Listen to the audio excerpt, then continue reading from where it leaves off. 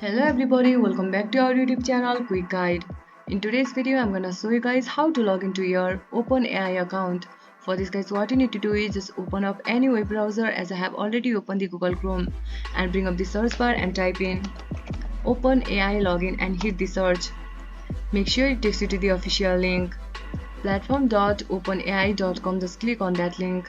Now guys, you'll be taken to the login page of OpenAI. Over here, you just need to enter your email address. Once you click on continue button, you'll be taken to the new interface. Similarly, over there, you just need to enter your password. And once you click on login button, you'll be easily access your account. Either you can log in with your Google account or the Microsoft account or your Apple account.